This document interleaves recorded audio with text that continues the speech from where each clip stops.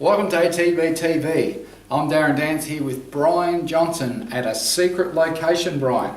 It is a secret location, Darren. If anybody can tell us where we are and where we're filming ATB-TV, that Dean Elliot's going to put $50 in your Centrebet account. Well, I don't know where I am because Brian brought me here blindfolded, and it was like the blind leading the blind, Brian. Now, Brian, let's talk about last week's runners. Well, first up, Darren, had Jen White, Swan Hill. What were your thoughts? She went to Swan Hill, second run up.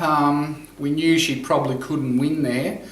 She's got a tendency to over-race, Brian, and we did ride her back and let her finish off, which she did for a nice fourth, but she's still doing a couple of things wrong, but I think she's a quality filly that's just going to take a few starts to work it all out. We also had Shiny Buttons return on Sunday in the Echuca Cup. First up, Shiny Buttons in Echuca Cup over 1400. Look, he's never won first up in his life, and I don't think he's won under a mile, so he ran great. Michelle Payne was delighted with the run, and he had top weight, but he hit the line nicely, and you know, he's going towards the Warrnambool Cup in a couple of months, and we wouldn't really expect too much, you know, for his first few runs up.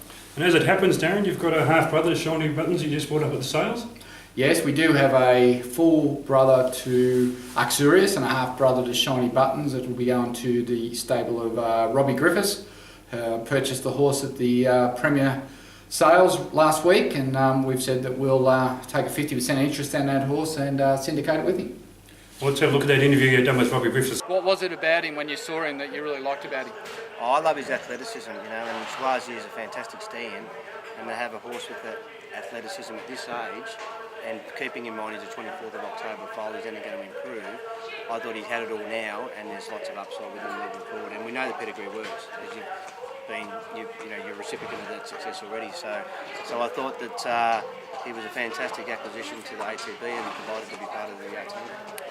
He's obviously a full brother to Uxorius and a half brother to Shiny Buttons, who are two, a Group 3 winner and a Group 3 place horse. And you know, Shiny Buttons is still running and about to embark on a new preparation. So you know, it's a proven family, a proven cross, and you know, I think whilst he probably doesn't look like a 2-year-old runner, but he certainly looks like he'll race on as a 3- and 4-year-old. The thing that I like about him, Darren, he looks fast, so it doesn't really matter when he does it, as long as he does it on the track, and he certainly looks as though he will.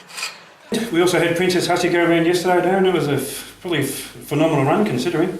It was a very strange day at Hamilton, Brian. Down the back straight it was a heavy 8, and up the home straight it was a good 3. So she obviously, one thing we found out is she doesn't handle the wet, but she slipped and slid all the way, and she hit the 400 metre mark and sort of made a really big run coming from last and ran third. And I think she's a filly that's ready to win, and blinkers on, and she'll be going well.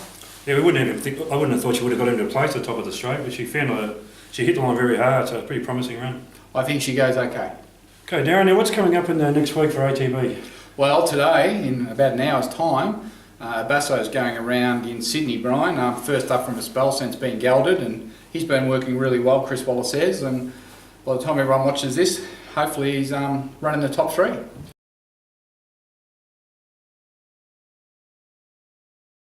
And Edge of War back tomorrow? Back tomorrow, but not at Werribee. Not at Werribee? No, there's been a bit of a problem at Werribee, so we won't be racing at Werribee. We're off to Geelong tomorrow with Edge of War, so don't drive to Werribee, drive to Geelong, and we'll watch Edge of War. Hopefully he'll go close to winning. Well, he'd probably be better suited at Geelong, I'd say, rather than Werribee, wouldn't he? Yeah, well, it's a nice big track, and you know, he's in good form. He found it a bit tough at Sandown the other day, but I think at Geelong he'll be right in the mix. He's in the same class, BM70, and it's like a weaker field. I think the winner the bowlers twice stakes place, so it's a pretty good effort. It was, and then on Saturday, Brian, we go back to Geelong for St Patrick's Day. St Patrick's Day, you and Lizzie going down, or? We will be. We're going down to watch our new horse, Lethal Arrow, first up in the St Patrick's Cup. Now, he probably can't win that, but he's a horse that's been purchased with his prime aim as the Wagga Cup, and he's first up tomorrow at Geelong, and then we'll work through a program to Wagga in May, and hopefully we might even see him in Darwin later in the year. Well, that'd be pretty exciting. We're already booked for Darwin, and probably another lot of owners going up this year as well. So we're doing the cruise Friday night. We're booked in. It's legendary. Exciting times. So hopefully Dean Elliott will be there again next year. So he had a really enjoyable cruise, Dean. So I'll take him back this year and make sure he remembers it. He's a good guy, Dean. He really knows how to enjoy himself, doesn't he? He does. He just does it the Centrebet way, Darren. Well,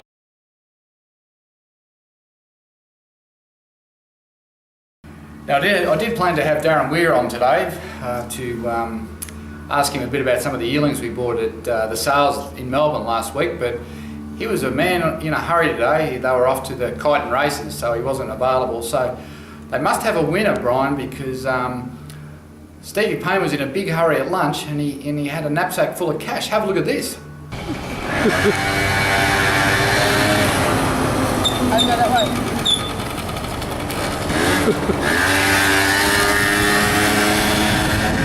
Well, Brian, after a quiet week, we've got runners everywhere.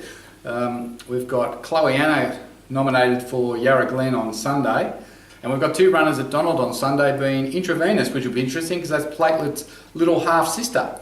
Very interesting, Darren. I think the field's probably out tomorrow for those, so if anyone wants to find out when they're racing, I think we've got some more on Sunday as well, Sunday, Monday. Yeah, big weekend.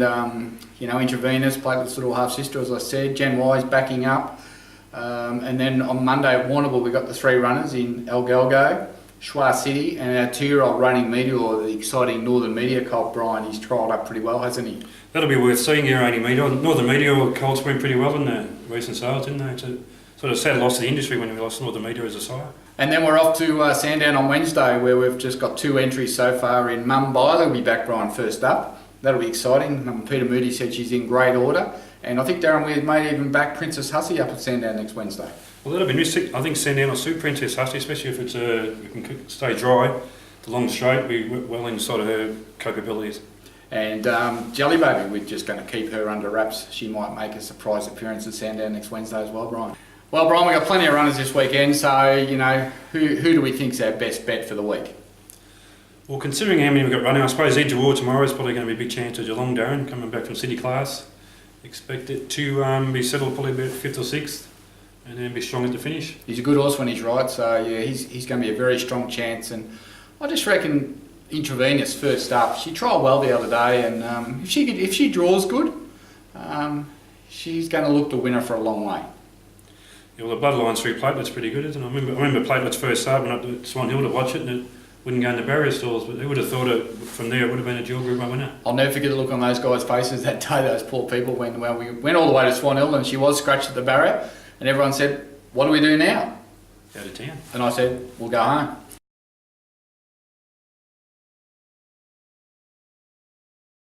Well, Brian, ATB Tipping, we're right in the middle of it now, and thanks to Centrebet, I see they've actually given you a shirt. They have, Darren, yeah.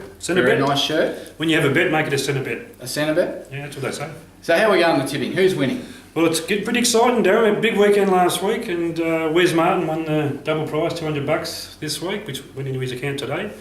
And it's at the moment, we've got Josh Pearce, Nathan Bennett, and Wes Martin in a 3-way battle at the moment. They're only a few points ahead of the next person as well. So it's anybody's. With 2 weeks to go, it's anybody's. It's very close, isn't it?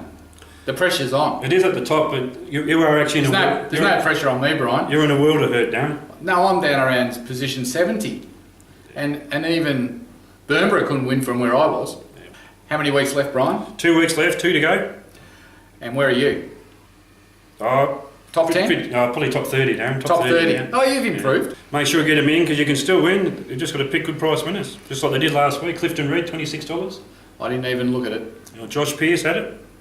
Too good, Josh. Well done, mate. And now he's on top of the ladder because of it. So 2 weeks to go, and don't forget the first prize is a trip for 2 to the Golden Slipper on April the 5th.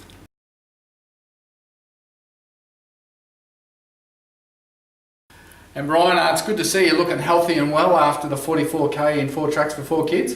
Great day Friday. I've walked it with with some family and friends, and we raised $6,120, I believe. It's a fantastic effort, and I'm sure there's a lot of people out there you want to thank. Yeah, I'd like to thank all the ATB owners, all the followers. We had a tremendous result. Like a large number of people donated, and a little bit overwhelming actually to have so many people get behind the cause. And that's sort of why I like having horses with ATB, because it's not so much about the racing the horses, it's all the great people behind it. Hey, it's good that Brian actually raised the 3rd highest amount behind Snowy Clark and Michelle Payne for the individuals. So well done, mate. It's a good effort, and you actually did walk the 44k's, unlike some of them. Yeah, I did walk it. Yeah, there's a few, even Richie Callender.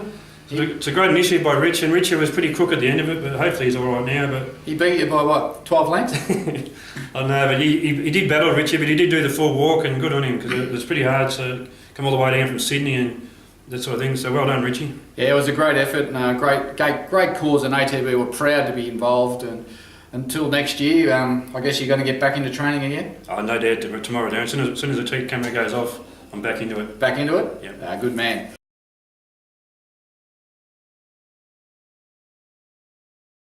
And Brian, earlier this week you caught up with Lachlan McKenzie, who was actually in his office this week at the Ballarat Turf Club to find out how the track was going. I'm here at Sportsbet Ballarat with CEO Lachlan McKenzie, and the course is looking fantastic. Lachlan, when's it going to be back in work?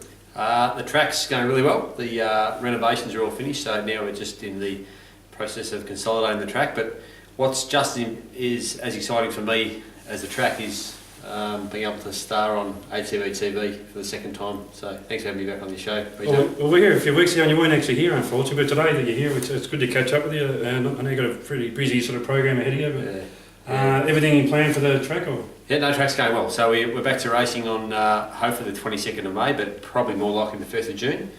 There's just a few spots we need to work on as far as consolidation under the new turf, just where the soil was disturbed, but really we're wrapped with the way it's gone and looking forward to getting racing back underway. Well, it's hard to believe, like here, Ballarat Cup Day, you have a huge meeting, like a huge day, and then the track's ripped up the next day, and you opened it last month with the hurdle lane. Yeah, that's right. So it went very well. Yeah, we've had the odd horse gallop down it, but only by default. We had one jockey fall off and horse went down it, and by all reports the horse went pretty well. So it's all heading in the right direction. So it's only a couple months off the return to racing program. So if we're going to race in late May or June, we'll have jump out some trials and gallops on here on the track in late April or May. So getting close. Well, it's great to hear, and the course is going to be fantastic when it gets back in May. So thanks for your time, Lachlan. No worries. Thanks for having me on the program again. No worries. Can we get in your office next time? Now, Brian, I notice you've got your ascot hat on.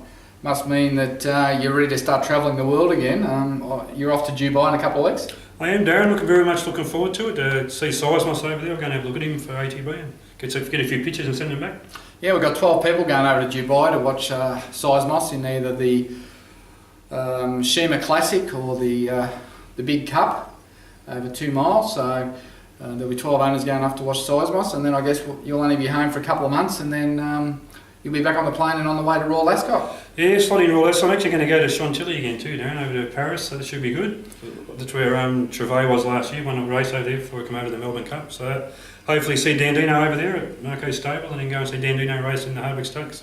It's very good. All our horses in Marco's yard are in good order. So we've got Dandino, Collini, Seismos will be joining Marco's stable for Royal Ascot, and Tacted Boystrom was also maybe a chance to run the Ascot Gold Cup as well that week. So it could be an amazing week for us, Brian. Yeah, it'd be fantastic, Darren. There's I think a lot of owners going over as well, so it's going to be a pretty exciting time. And if you want to come over, welcome to join us. There'll be a big crowd there, and you know what? Doesn't matter where we go in Australia to do ATB-TV, you can bet one thing, Brian. What's that, Darren? The man outside is going to decide to mow the lawn, right next to us.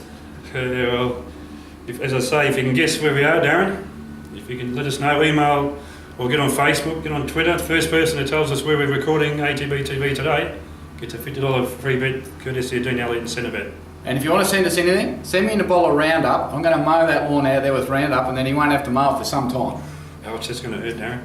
Until next week, Darren Dance with Brian Johnson.